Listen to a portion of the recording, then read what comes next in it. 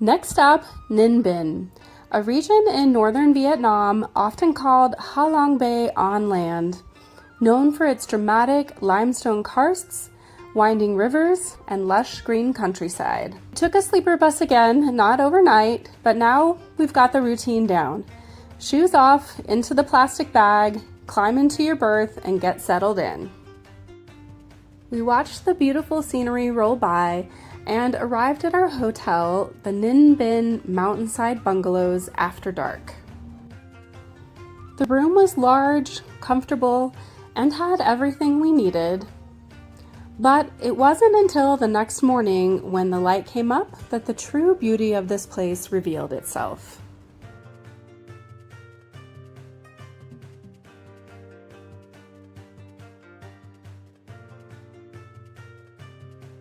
After exploring the beautiful grounds, we headed to the main house for our included breakfast. The hotel is a bit off the beaten path, but totally worth it for those views.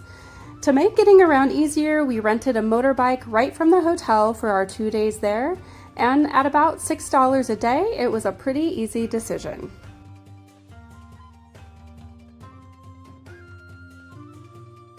Our first stop was the Bai Dinh Pagoda Complex. Entrance tickets were about $17 per person. It's hard to overstate just how massive this place is. So large, in fact, that you have to take electric golf carts in, out, and around the complex.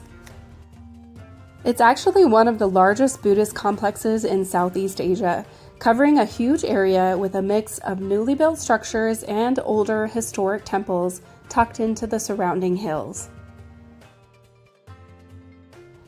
As you make your way through, you pass long corridors lined with hundreds of stone statues showcasing disciples of Buddha, each one with a unique expression, which is pretty incredible to see up close. There are multiple temples and halls throughout the complex, each dedicated to different Buddhas and figures, with massive bronze statues inside that really emphasize the scale of the place. The original Bai Dinh Pagoda dates back over 1,000 years, but much of what you see today was expanded in the early 2000s, blending traditional Vietnamese Buddhist architecture with a much grander scale.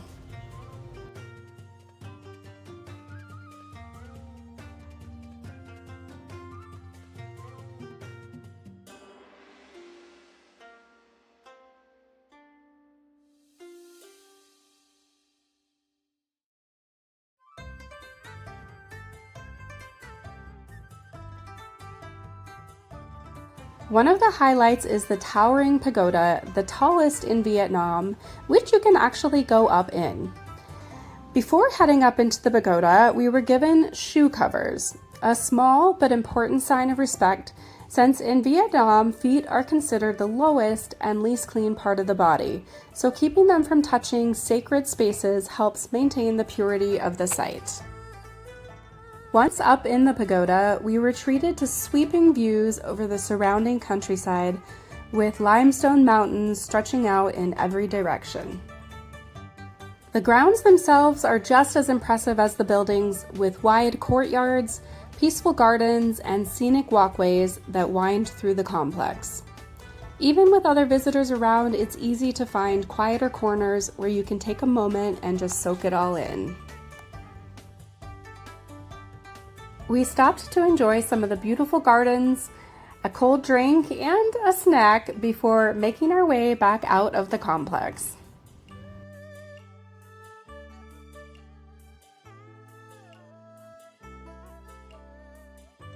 We hopped back on the scooter and made our way toward our next stop, Hoa Lu Ancient Capital, winding our way through more gorgeous scenery.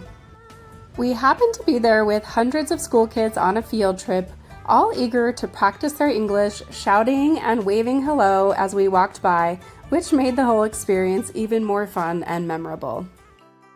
As you walk through the gates and courtyard, you'll notice the traditional architecture with curved roofs, carved wooden details, and stone dragons guarding the entrances. There's a quiet, respectful atmosphere here that really sets it apart from some of the busier sites. Hoa Lu was actually the capital of Vietnam back in the 10th and 11th centuries, during the Dien and early Lý dynasties. It's easy to see why they chose this beautiful spot surrounded by the giant limestone cliffs.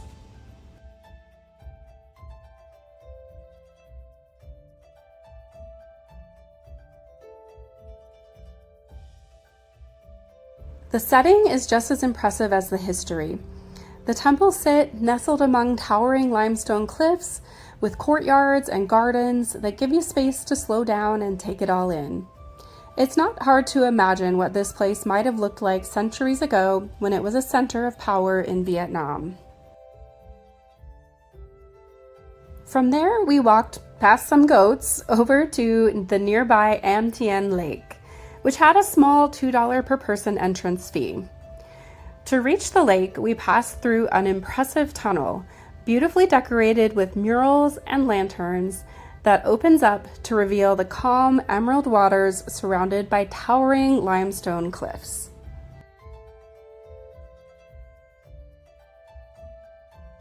Calling this place picturesque doesn't even begin to cover it. Everywhere you look, vibrant flowers bloom against the backdrop of towering limestone cliffs, and the area is alive with people taking photos, laughing, and enjoying the day with friends and family.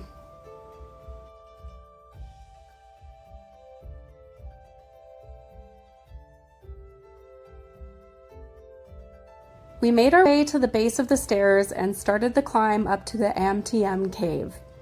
The stairs wind their way upward, and as you get higher, the scenery keeps opening up, giving you glimpses of hidden corners and the landscape below.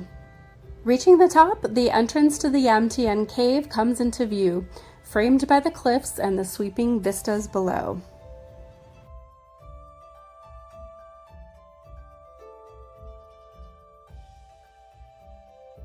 We made our way down, invigorated by the lush beauty of this place, but also a little hot and sweaty. So we opted for some fresh coconuts to cool off. On the way back, we rode through the stunning landscape, surrounded by lush green rice paddies and those towering limestone cliffs that make Ninh Binh so iconic. There, we took advantage of the very chilly but refreshing pool and a delicious meal while soaking in the incredible vistas all around us, a perfect way to relax after a day of exploring. That night, I sat outside our bungalow to take in the sounds of nature, especially the glandular frogs that come alive after dark. They are incredibly loud, calling back and forth in a chorus that sometimes even sounded like a pack of dogs echoing across the rice fields.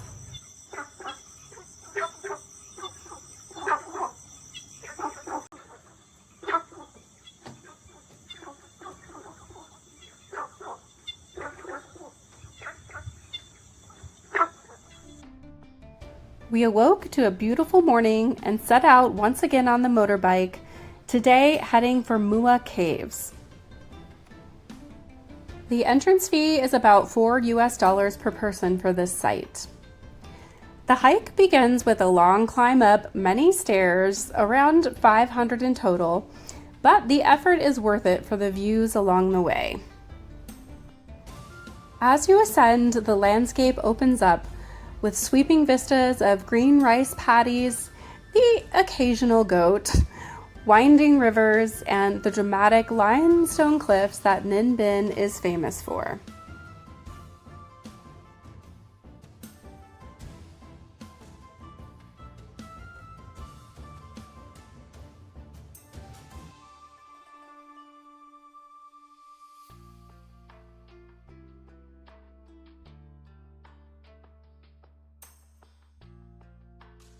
Our first stop at the top was the Dragon Viewpoint, and it was very crowded with visitors all trying to snap that perfect photo, us included.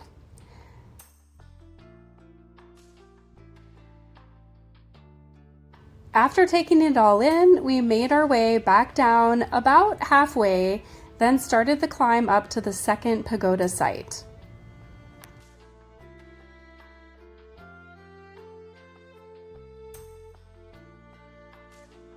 Each step brought more incredible views, including a great view of the dragon across the way, and the pagoda itself offered a quieter, more peaceful vantage point to enjoy the scenery and to catch our breath after the climb.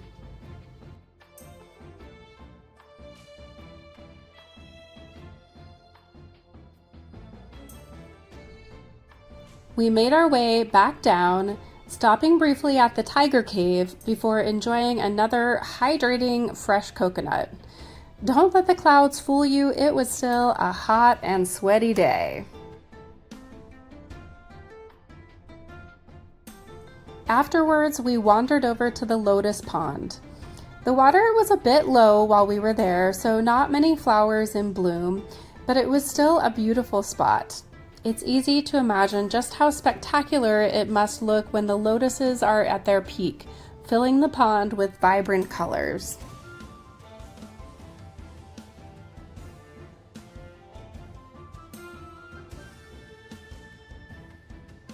We headed back to the bungalow for some rest and relaxation during the heat of the day, taking a break from the sun before making our way out later to explore the Trang An boat tour.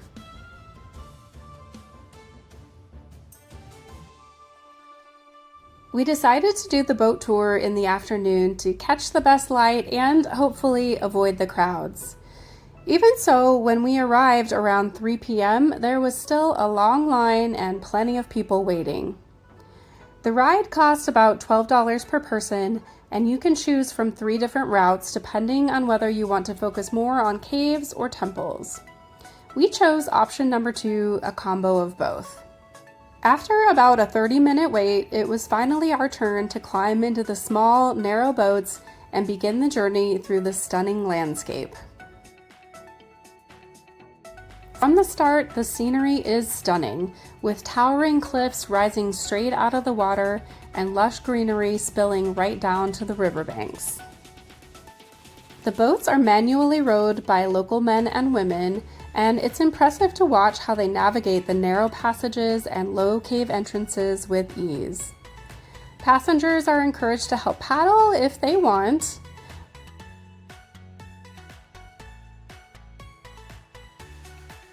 Along the way, we stopped at several small temples tucked into the cliffs, each with its own charm and atmosphere. Some are simple and serene, while others are decorated with colorful statues and carvings that reflect centuries of local devotion.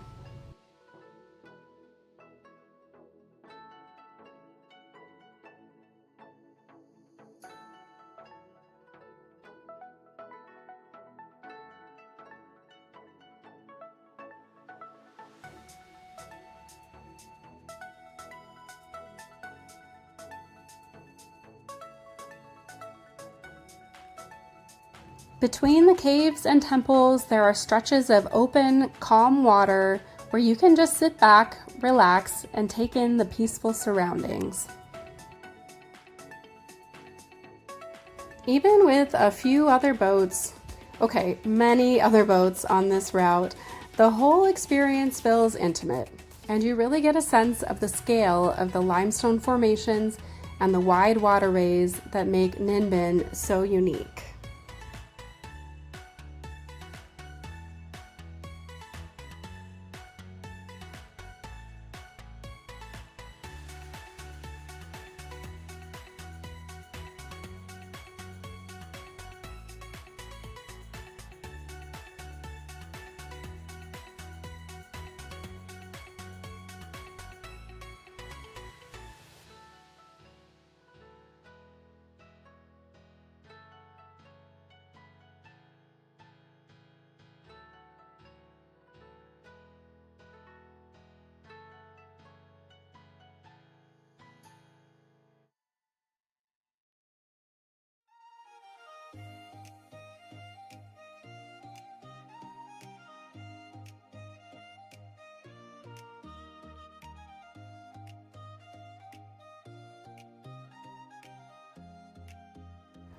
Along the way, we passed areas that looked almost cinematic. And in fact, some of these dramatic limestone karsts were filming locations for the King Kong movie, which gives you a sense of just how epic the scenery really is. On the way back, we stopped at a local restaurant where I tried bun cha for the first time. It was a perfect way to end an amazing time in Ninh Binh.